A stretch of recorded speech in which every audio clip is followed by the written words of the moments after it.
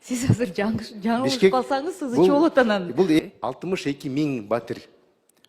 Куруп атасыздар. Республика боюнча куруп атабыз. Канчадан канчага чейин баасын айтып койсоңуз? Баасы $650 $1400 чейин. Эми 1400 бул Бишкек шаарындагы Айтматова дарегиндеги ири турак жай комплекс. $1400 $1400 бул под ключ. Под ключ, Под ключ, ооба. Эгерде салыштырсак, ошол эле даректе жеке курулуш компаниялар не под ключ, ПСО кылып 1700дөн баштап сатып атышат. 1700дөн жогору. Урматтуу депутаттар, бул азыр узарып кетти, тем более сиз өзүңүз уже адашып калып атасыз. Буну сиз даярданып келип эле бир күнү мындай презентация кылып эле көрсөтүп койсоңор, малап көрсөтүп койсоңор жакшыраак болот.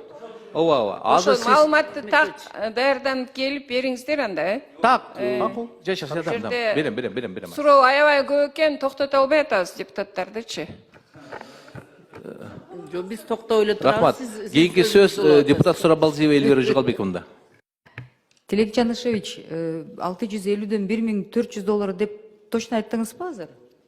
$1400 чейин. $1400 чейин это кандай квартиралар? Ичинде эме это пентхаустарбы, гиктин? Бул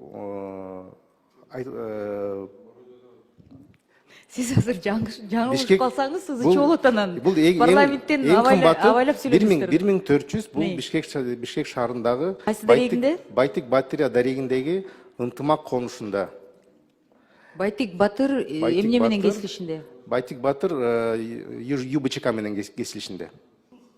БЧК. ЮБЧК. Южный.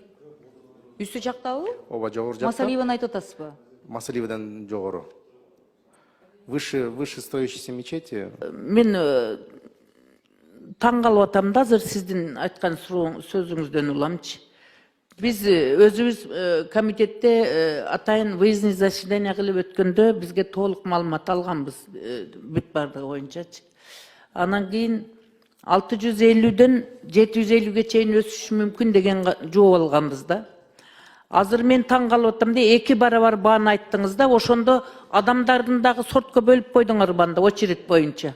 $650 кимдер алат? Бая бебечара, жетим жесирлер алабы? 1400 ким алат? $1000 ким алат анда?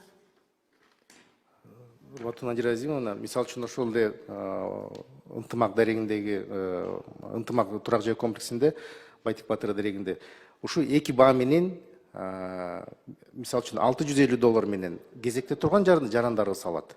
Ушул льготный направление менен, социальный направление менен. Экинчи жартысын ушул 50%-ын төккөндөр ушул эле биздин кезекте турган жарандарды салат да.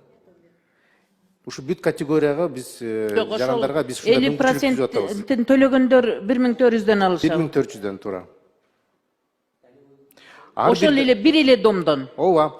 Ар бир анда силер анда жетимге жем таштаганда аларга бир аз эле квартира берип атасыңар да бүт эле госбизнес кылып атасыңар. Жок, жартысын биз берип атабыз. Только ар бир направленияга бизде квота бөлүнгөн да. Мисалы үчүн жартысы очередниктер алышат, жартысын ушу 50%-ын төккөндөр.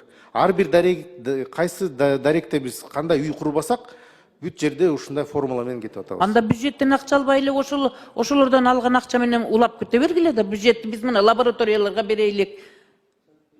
Аппаратураны алып берейлик, больницадагы жаткандарга.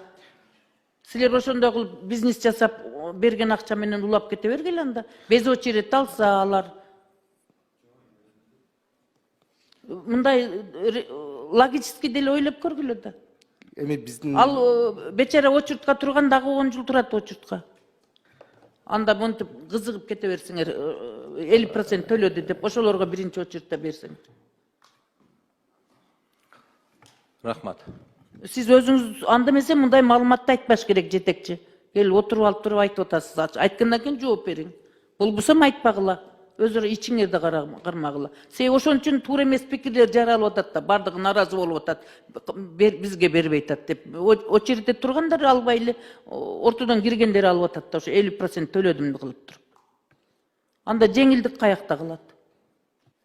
Эми өзүңүздүн сөзүңүзгө жараша мен айтып атам. Мындай ой келди сүйлөй бербегиле ар нерсе кылып.